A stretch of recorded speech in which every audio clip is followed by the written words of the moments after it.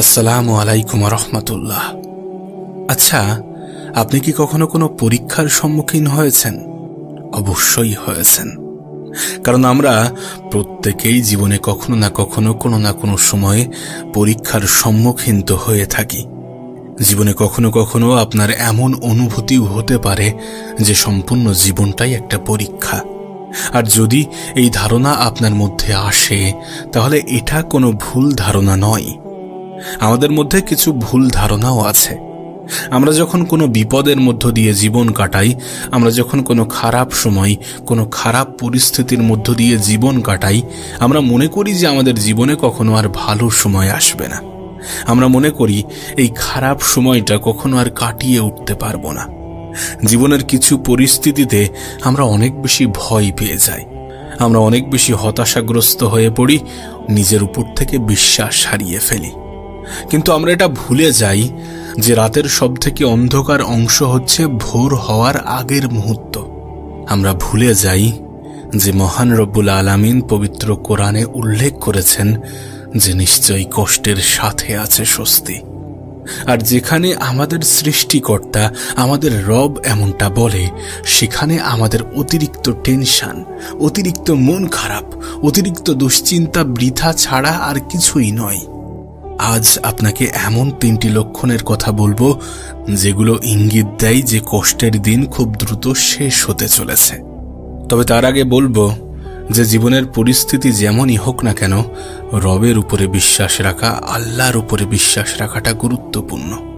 আপনি যদি লজিক্যালি একটু ভাবার চেষ্টা করেন, তাহলে আমাদের সেখানেই বিশ্বাস রাখা উচিত যেখানে বিশ্বাস রাখলে আমরা নিরাশ হব না, আর সেটা আপনার রব ছাড়া কেউ না। তবে চলুন জানা যাক এমন 3টি লক্ষণ যেগুলো ইঙ্গিত দেয় যে কষ্টের সমাপ্তি খুব বেশি দূরে নয়। একটা জিনিস আপনি খেয়াল করেছেন কিনা আমি জানি না, তবে আপনি যদি খেয়াল করেন তাহলে দেখবেন স্বস্তি আসার ঠিক পূর্ব মুহূর্তে কষ্ট যেন চরমে পৌঁছে যায়। আর আমরা মনে করি যে এই কষ্ট শেষ হওয়ার নয়, কিন্তু প্রকৃত অর্থে এটি একটি লক্ষণ। এটি এমন একটি লক্ষণ যেটা ইঙ্গিত দেয় যে কষ্ট শেষ হতে চলেছে। মহান রব্বুল আলামিন পবিত্র কোরআনের মধ্যে আমাদেরকে স্পষ্ট করেছেন যে তিনি মৃত্যু এবং জীবনকে সৃষ্টি করেছেন আমাদেরকে পরীক্ষা করার জন্য, আমাদের মধ্যে কে আসলেই সর্বোত্তম। তাই আমরা যত বেশি স্বস্তির কাছাকাছি যাব, সংগ্রামটা ততটাই কঠিন হতে পারে। প্রসব বেদনায় কাতর একজন মায়ের কথাই ভাবুন না। সবচেয়ে তীব্র যন্ত্রণার পরেই একজন মা সন্তান লাভের সবথেকে আনন্দময় মুহূর্তটা উপভোগ করতে পারেন, উপলব্ধি করতে পারেন। আসলে আমরা বোঝার চেষ্টা করি না। রাতের অন্ধকার এবং সকালের আলোও তো আমাদেরকে এটাই বোঝায়। সকালের আলোর মুখ দেখতে হলে রাতের অন্ধকারকে তো পার করতে হবে, আর সেটার জন্য তো ধৈর্য ধরতে হবে, অবশ্যই ধৈর্য ধরতে হবে।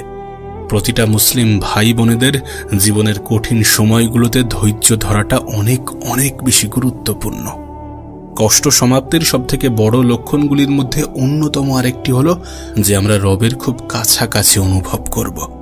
আমরা আমাদের আল্লাহর খুব কাছাকাছি অনুভব করব। আমরা প্রায়ই রবকে স্মরণ করতে বাধ্য হব, আমরা প্রায়ই আমাদের আল্লাহকে স্মরণ করতে বাধ্য হব, তাঁর শরণাপন্ন হতে বাধ্য হব।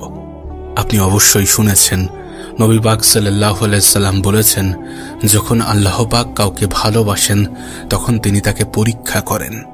আপনার কষ্টগুলো কিন্তু একটা ইঙ্গিত দেয়, একটা বার্তা দেয়, আপনাকে বলে, আপনাকে বোঝায় যে আল্লাহ আপনাকে অনেক বেশি ভালোবাসেন।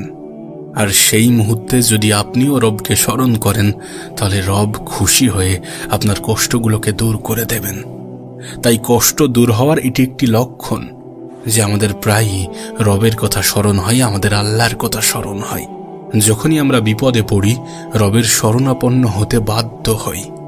মাঝে মাঝে মহান রব্বুল আলামিন আমাদেরকে কষ্টের মধ্যে ফেলেন, যাতে আমরা বিপদগামিতা বর্জন করে ওনার কাছেই ফিরে যাই। অনেক সময় আমাদেরকে জাহান্নামের ভয়াবহ কষ্ট থেকে রক্ষা করার জন্য দুনিয়াতে হালকা কষ্ট দিয়ে থাকেন, হালকা কষ্টের মধ্যে ফেলে থাকেন। এটিকে আপনি খারাপভাবে নেওয়ার চেষ্টা করবেন না। অনেক সময় অনেক খারাপ জিনিসের মধ্যে ভালো কিছু লুকিয়ে থাকে। আপনি আপনার জীবনে কখনো না কখনো এটা তো খেয়াল করেছেন। এটা আপনি কেন ভুলে যাবেন? তিনি আমাদের দুনিয়াবী কষ্টগুলোর মাধ্যমে জান্নাতে আমাদের মর্যাদা বৃদ্ধি করেন। অনেক নেগেটিভ জিনিসের মধ্যেও, অনেক নেগেটিভ বিষয়ের মধ্যেও যে পজিটিভ জিনিস থাকে, পজিটিভ বিষয় থাকে, এটাকে কি আমরা অস্বীকার করতে পারবো? তবে এই দুটি লক্ষণের পরেও একটি সুন্দরতম লক্ষণ আছে। সবথেকে সুন্দরতম লক্ষণটি কি জানেন? আল্লাহ রব্বুল আলামিন দ্বারা প্রদত্ত কষ্টগুলোকে আমরা সন্তুষ্টির সাথে গ্রহণ করব। আমরা আমাদের রবকে অত বেশি প্রশ্ন করব না যে কেন আমার জীবনে এত বেশি কষ্ট দিলেন, কেন আমার জীবনে এত বেশি বিপদ দিলেন, কেন আমার জীবনে এত বেশি পরীক্ষা নিলেন। এই সকল প্রশ্নগুলো আমরা আমাদের রবকে, আমরা আমাদের আল্লাহকে করব না, বরং জীবনের প্রতিটা ক্ষেত্রে রবের শুকরিয়া আদায় করব। জীবনের প্রতিটা মুহূর্তে রবের শুকরিয়া আদায় করব। জীবনের প্রতিটা সময়ে রবের শুকরিয়া আদায় করব এবং বলবো আলহামদুলিল্লাহ। এবং এই কাজটিকে শুধুমাত্র জিহবা দিয়েই উচ্চারণ করলে হবে না, এটির সাথে আমাদের অন্তর এবং আমাদের কর্মেরও প্রতিফলন থাকতে হবে। আপনি কি জানেন নবী পাক সাল্লাল্লাহু আলাইহি সাল্লাম এই বিষয়ে কি বলেন? তিনি বলেন, মুমিন ব্যক্তিদের ব্যাপারটা আশ্চর্যজনক। যদি তাদের সাথে ভালো কিছু ঘটে তাহলে তারা আল্লাহর শুকরিয়া আদায় করে, নিশ্চয়ই এটি তাদের জন্য ভালো। আবার যখন ঠিক খারাপ কিছু ঘটে তখন তারা ধৈর্য ধারণ করে, আর এটিও তাদের জন্য ভালো। অর্থাৎ একজন মুমিন ব্যক্তি কখনোই আল্লাহর সন্তুষ্টি অর্জনে হেরে যায় না। তবে সন্তুষ্ট থাকার অর্থ এমনটা নয় যে আমরা কষ্ট অনুভব করব না। কষ্ট অনুভব অবশ্যই করব, কিন্তু জীবনের যে কোনো মুহূর্তে, যে কোনো কঠিন সময়ে অবশ্যই আল্লাহ পাকের উপরে আস্থা রাখব, অবশ্যই তানার উপরে বিশ্বাস রাখব, অবশ্যই নিজের উপরে বিশ্বাস রাখব। আমরা এ বিশ্বাস রাখব যে তিনি সর্বশ্রেষ্ঠ পরিকল্পনাকারী। তানার পরিকল্পনার মধ্যে কোনো ত্রুটি থাকতে পারে না। হ্যাঁ, আমাদের দ্বারা ভুল হয়। আমরা অনেক সময় আমাদের জন্য যেটা ভালো সেটাকে আমাদের জন্য খারাপ মনে করি। এটা আমাদের ভুল, অবশ্যই এই ভুল আমরা করি, কিন্তু তানার দ্বারা কোনো ভুল হওয়া সম্ভব নয়, কারণ তিনি সর্বশ্রেষ্ঠ পরিকল্পনাকারী, তিনি উত্তম পরিকল্পনাকারী। যখন এগুলো আমাদের জীবনে ঘটবে, আমাদের মধ্যে এমন কিছু পরিবর্তন আসবে, তখন বুঝে নিতে হবে যে এই কষ্টের সমাপ্তি ঘটতে চলেছে। আমাদের এটা কখনোই ভুলে যাওয়া উচিত নয় যে কোনো কষ্টই চিরস্থায়ী নয়। এই পৃথিবীর পরীক্ষা ক্ষণস্থায়ী, কিন্তু ধৈর্যের পুরস্কার চিরস্থায়ী। কখনোই পবিত্র কোরআনের এই কথাটি ভুলে যাবেন না। কখনোই এটা ভুলে যাবেন না যে কষ্টের সাথেই আছে স্বস্তি।